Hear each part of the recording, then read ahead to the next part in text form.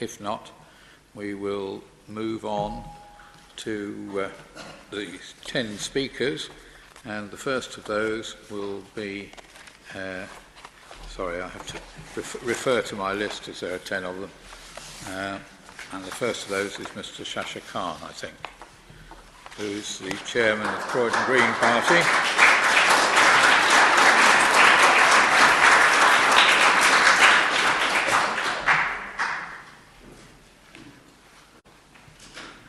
If you press the middle button, you will be live on the microphone. Thank you. I strongly believe that the Liberal Democrats on this council were in opposition. Their colleagues would be sitting in this chair, their friends and family will be in the public gallery, struggling to comprehend how the council can take such an immoral decision. You only need to go across the border to Merton to see the Liberal Democrats voted for a motion to stop the incinerator. Now, you might feel that I'm speaking from an idealistic position, but I have to tell you what is on the table before you is not even a pragmatic solution. This is Viridor's profit-maximising solution, designed to tie in councils on long-term, fixed-tonnage contracts, de-risked for Viridor. This is not from me. This is actually on the Pennon Group's website, Pennon being the FTSE 250 parent company for Viridor.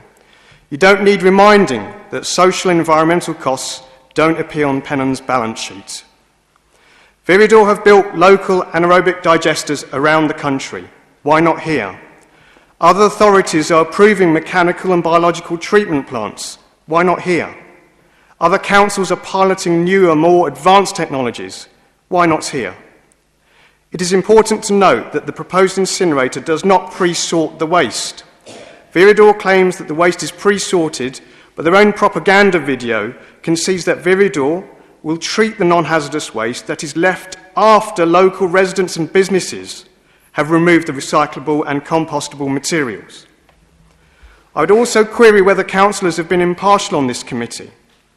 Councillors have visited Viridor's Slough incinerator at the invitation of Viridor, yet councillors have not attended screenings of the film Trashed, which, by the way, if they had, they would know that several European doctors' associations, representing 33,000 doctors, wrote to the European Parliament citing widespread concerns on incinerator particle emissions, specifically fine and ultrafine particles.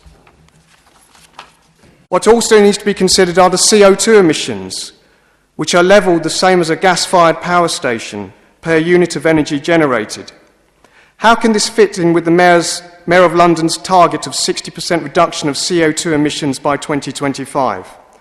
Moreover, if the government adopts CO2 emissions targets for electricity generation, something Scotland has already done, who will bear the cost for this? Residents in Beddington were promised a country park when the landfill licence ended. How can this be a country park with 2 95-metre polluting emitting chimneys inside it?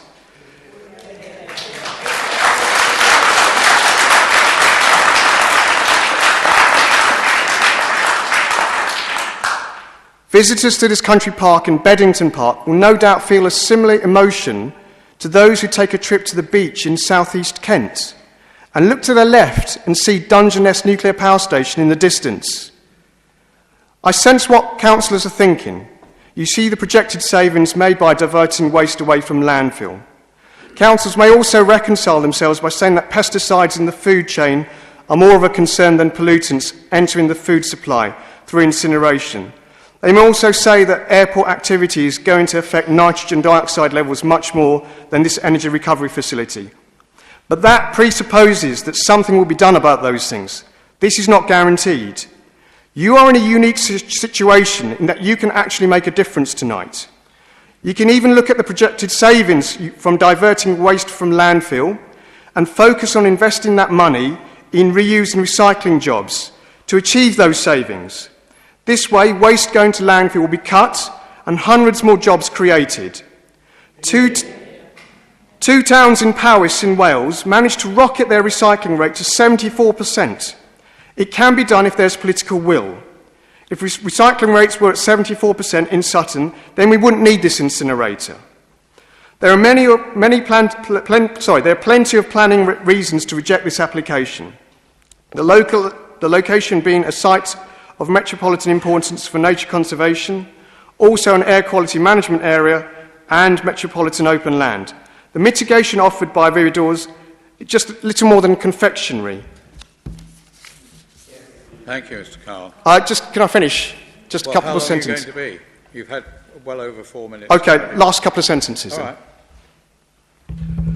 At the very least, hold back approval until the Health Protection Agency reports back on the health effects of incineration in 2014.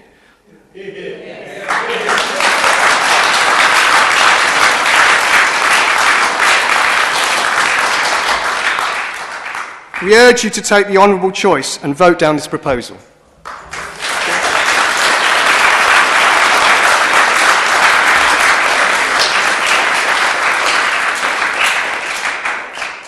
Thank you very much. Now to hear from Mr. Pickering, please.